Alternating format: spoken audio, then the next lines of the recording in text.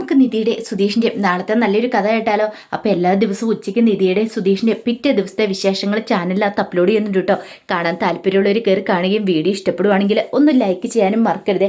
അങ്ങനെ നമ്മൾ നാളത്തെ കഥയിൽ കാണുന്ന ഒടുവിൽ പ്രശ്നങ്ങളെല്ലാം കോംപ്രമൈസ് ആകുവാണ്. നികേഷിനെ സുധീഷ്, ഹരീഷും സുഭാഷും എല്ലാം ചേർന്ന് ആശ്വസിപ്പിച്ചു.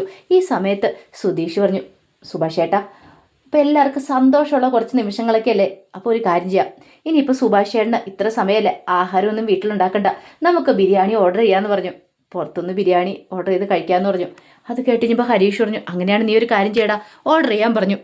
അപ്പോഴേക്കും സുധീഷ് ഫോൺ എടുത്ത് നോക്കിക്കഴിഞ്ഞപ്പോഴത്തേനും ബാലൻസ് ഇല്ല. ഓ, നാണക്കേടായി പോയല്ലോ, നിധിയുടെ മുന്നിൽ ബാലൻസ് ഇല്ലാതെ എങ്ങനെ പറയും? പെട്ടെന്ന് തന്നെ സുധീഷ് ഒരു ഐഡിയ പറഞ്ഞു. സുധീഷ് പറഞ്ഞു, ശരി, സുഭാഷ് ചേട്ടൻ എപ്പോഴും പറയില്ലേ നമ്മളെ പണം നേരത്തെ അടച്ച ശരിയാകത്തില്ലെന്ന്, ഒരു കാര്യം ചെയ്യാം, ക്യാഷ് ഓൺ ഡെലിവറി കൊടുത്താൽ മതി, സുഭാഷ് എൻ്റെ ഫോണിൽ നിന്ന് തന്നെ ഓർഡർ ചെയ്താൽ മതി എന്ന് പറഞ്ഞു. അങ്ങനെ ഒടുവിൽ സുഭാഷിനെ കൊണ്ട് തന്നെ ഓർഡർ ചെയ്യിക്കുക. അത് കേട്ടുകഴിഞ്ഞപ്പോൾ ഹരീഷ് സുധീഷിനെ ഒന്ന് നോക്കി ചിരിക്കുകയാണ്. കാരണം ഹരീഷിന് മനസ്സിലായ സംഭവം എന്താണെന്നുള്ള കാര്യം.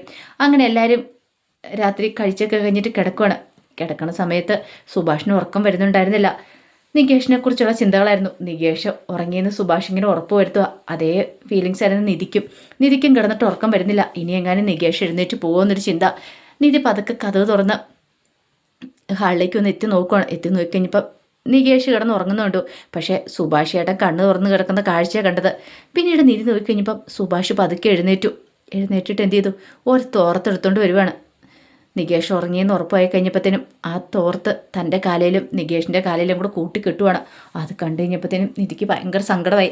കാരണം എത്രമാത്രം സുഭാഷ് ചേട്ടൻ നികേഷിനെ ഇഷ്ടപ്പെടുന്നു എന്നൊരു ചിന്ത നിധിയുടെ മനസ്സിലേക്ക് വരുന്നുണ്ട്. പാവം, ഒരു പക്ഷേ രാത്രിയിൽ എങ്ങനെ ഇറങ്ങിപ്പോയാലൊന്ന് ഭയന്നിട്ട് കാണിക്കുന്ന പരിപാടി അത്. കാലയിൽ എങ്ങനെ കെട്ടുന്ന സമയത്ത് പെട്ടെന്ന് നികേഷ് ഞെട്ടി കണ്ണു തുറന്ന് നോക്കി കഴിഞ്ഞപ്പോഴത്തേനും സുഭാഷ് എഴുന്നേറ്റിരിക്കുന്നുണ്ട്. എന്താ സുഭാഷ് ചേട്ടൻ ചോദിച്ചിട്ട് ചാടി എഴുന്നേക്കാൻ തുടങ്ങി.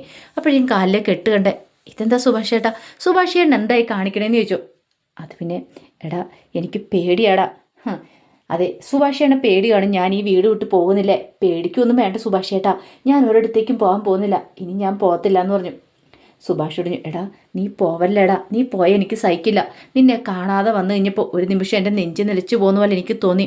എനിക്ക് അത്രയ്ക്ക് നിന്നെ ഇഷ്ടമാണ്, നിനക്കറിയാലോ. കുഞ്ഞുനാളിലെ നിന്നെ എൻ്റെ കൈ കിട്ടിയതാ. അന്ന് മുതൽ നിൻ്റെ അച്ഛനായിട്ടും അമ്മയായിട്ടും എല്ലാം നിന്നെ എടുത്തു വളർത്തിയത് ഞാനാണ്.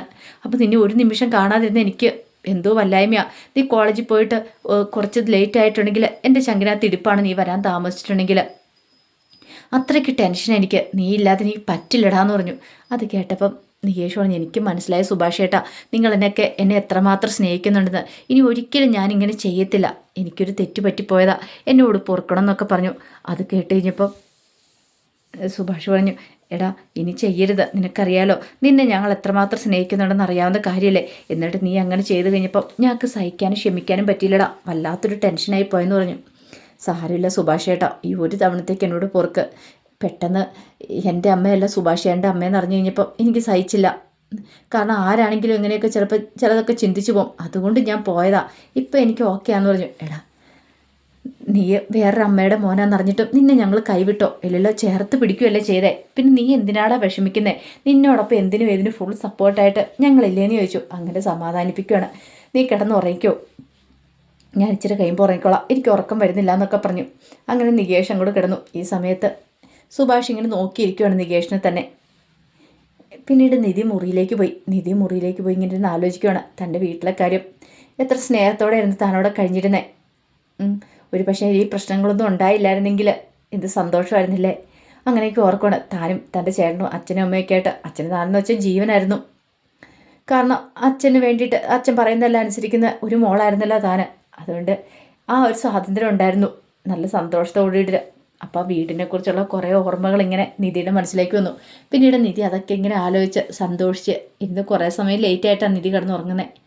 പിറ്റേ ദിവസമായി കഴിഞ്ഞപ്പം നിധി നികേഷിനെ വിളിച്ചുകൊണ്ട് നേരെ ക്ഷേത്രത്തിലേക്ക് പോവാണ്. അങ്ങനെ ക്ഷേത്രത്തിൽ പോയി പ്രാർത്ഥനയെല്ലാം കഴിഞ്ഞ് പുറത്ത് വന്നു കഴിഞ്ഞപ്പം നിധി പറഞ്ഞു, നമുക്ക് ഇവിടെ ആൻ്റെ ചൂട്ടി കുറച്ച് നേരം ഇരിക്കാമെന്ന് പറഞ്ഞു. അങ്ങനെ അവർ രണ്ടുപേരും കൂടെ അവിടെ ഇരിക്കുവാണ്. ആ സമയത്ത് നീതി പറഞ്ഞു, എടാ നികേഷേ, ഇനി നീ വീട് വിട്ട് പോകരുത് കേട്ടോ. നിനക്ക് ഇന്നലെ എന്ത് ബുദ്ധി തോന്നിയതാടാ, നീ എന്തിനാടാ പോയത്? അത് പിന്നെ നിധിയടത്തി, ഞാൻ പോകണമെന്ന് വിചാരിച്ചല്ല. നിധിയടത്തിക്ക് അറിയാലോ എൻ്റെ അപ്പോഴത്തെ മാനസികാവസ്ഥ അങ്ങനെയായിരുന്നു. അത് നിധിയടത്തിക്ക് പറഞ്ഞാൽ മനസ്സിലാവില്ല എന്ന് പറഞ്ഞു. അപ്പോഴേക്കും നിധി പറഞ്ഞു, എനിക്കും മനസ്സിലാവുന്നുണ്ട്. പക്ഷെ നീ മറ്റുള്ളവരെക്കുറിച്ച് എന്താ ചിന്തിക്കാത്തേ? നിന്നെ കാണാതെ കഴിഞ്ഞപ്പോഴത്തേനും ഹരീഷും അതുപോലെ സുധീഷും സുഭാഷേണൊക്കെ എത്ര വിഷമിച്ചു. അവരെവിടെയൊക്കെ പോയി അന്വേഷിച്ചു. ഒരുപക്ഷെ നിന്നെ കണ്ടില്ലായിരുന്നെങ്കിൽ അവർ തകർന്നു പോയാലും. നീ ഒരു കാര്യം ചിന്തിച്ചോ? നിന്നെ അവരൊരിക്കലും അന്യനായിട്ട് കണ്ടിട്ടില്ല. ഇത്രയും കാലമായി ഇന്ന് വരെ നിന്നോട് ഈ സത്യങ്ങൾ അവർ തുറന്നു പറഞ്ഞോ? ഇല്ലല്ലോ. വേണമെങ്കിൽ അവർക്ക് പറയായിരുന്നു. പക്ഷെ പറഞ്ഞില്ല. എന്തുകൊണ്ടാ? നിന്നോടുള്ള സ്നേഹം കൊണ്ട്. നീ വേറെ അമ്മയുടെ വയറ്റിൽ നിന്നാ വന്നേന്നുള്ള കാര്യം അവർ പോലും ഇപ്പോൾ ചിന്തിക്കുന്നില്ല. അവരുടെ സഹോദരനാ നീ എന്നൊരു രീതിയിൽ അവർ മുന്നോട്ട് പോകുന്നത്. അവരൊന്നും ഓർക്കാൻ ആഗ്രഹിക്കാത്ത കാര്യങ്ങളാണ്. അവർക്ക് ഇഷ്ടമില്ല നീ വേറെ അമ്മയുടെ മാനാന്ന് പറയുന്നത് പോലും. നിന്നെ അത്രയ്ക്ക് സ്നേഹിക്കുന്നുണ്ട്. ഒരിക്കലെങ്കിലും നിന്നെ ഏതെങ്കിലും കാര്യത്തിൽ മാറ്റി നിർത്തിയിട്ടുണ്ടോ എന്ന് ചോദിച്ചു. അപ്പോഴേക്കും നികേഷ് പറഞ്ഞില്ല. അവരാരെങ്കിലും നിന്നോട് ആ രീതി പെരുമാറിയിട്ടുണ്ടോ? ഇല്ല. പിന്നെ നീ എന്തിനാടാ ഇങ്ങനെ ടെൻഷൻ അടിക്കുന്നത്? അതിൻ്റെ ആവശ്യം എന്താ? നീ ധൈര്യമായിട്ടിരിക്കുക. എന്ത് വന്നാലും ഏതെന്തായാലും നിന്റെ ചേട്ടന്മാർ നിന്നോടൊപ്പം ഇല്ലേ? പിന്നെ എൻ്റെ കാര്യം ഒന്ന് ആലോചിച്ച് നോക്കിയേ.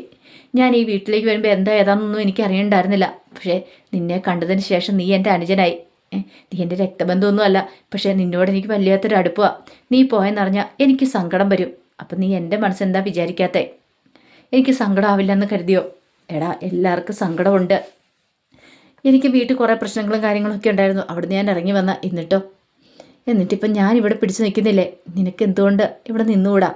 ഒന്നുമല്ലല്ലോ, നിന്നെ ഇത്ര സ്നേഹിക്കുന്ന ചേട്ടന്മാർ നിന്നോടൊപ്പം ഇല്ലേടാ. അപ്പം പിന്നെ നിനക്കിത് ഒരു ഭാഗ്യം കിട്ടാനില്ല. എടാ, പണത്തിലും പ്രശസ്തിയിലും ഒന്നുമല്ല കാര്യം. ഇത്ര നന്നായിട്ട് സ്നേഹിക്കുന്ന 3 ചേട്ടന്മാരെ കിട്ടുകയെന്ന് പറഞ്ഞാൽ അത് ജീവിതത്തിൽ നീ ചെയ്ത ഏറ്റവും വലിയൊരു പുണ്യമാണെന്ന് പറഞ്ഞു.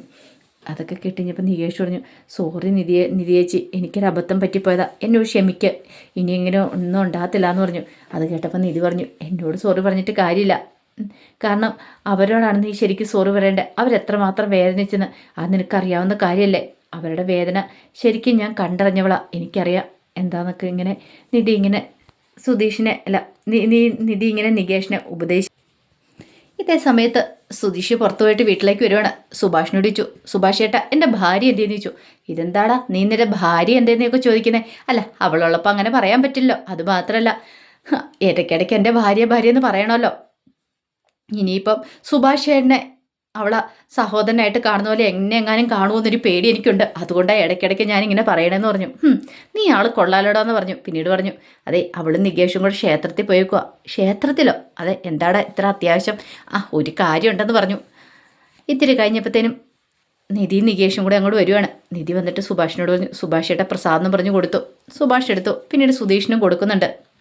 ആ സമയത്ത് സുധീഷ് പറഞ്ഞു, അതെ, നീ പെട്ടെന്ന് റെഡിയാവുക, നമുക്ക് പുറത്ത് വരെ പോകണമെന്ന് പറഞ്ഞു. അപ്പോഴേക്കും നിധി ചോദിച്ചു, എന്തിന്? നിൻ്റെ ഡിഗ്രി സർട്ടിഫിക്കറ്റ് ഇന്ന് കിട്ടും. കിട്ടുമോ? സത്യമാണോന്ന് ചോദിച്ചു. അതെ, പറ്റിക്കാൻ പറയുമൊന്നും അല്ലല്ലോ. ഞാൻ എന്തിനാ പറ്റിക്കാൻ പറയണേ? അതിൻ്റെ ആവശ്യമൊന്നുമില്ല. വാ, നമുക്ക് പോയിട്ട് വരാം.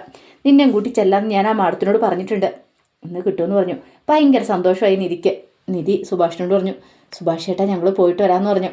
അങ്ങനെ അവർ റെഡിയായിട്ട് പോവുകയാണ്. സുധീഷിന് സന്തോഷമുള്ളൊരു കാര്യമാണ്. നിധിയോടൊപ്പം ഒരു യാത്ര എന്ന് പറഞ്ഞാൽ ഭയങ്കര സന്തോഷം ഉണ്ടാക്കുന്ന കാര്യമല്ലേ.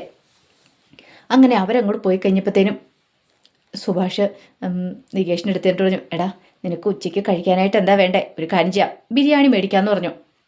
പുറത്തുനിന്ന് ബിരിയാണി മേടിച്ചു തരാം. അത് പോരെന്ന് ചോദിച്ചു. നിനക്ക് ഇഷ്ടപ്പെട്ടല്ലേ ബിരിയാണി എന്ന് ചോദിച്ചു.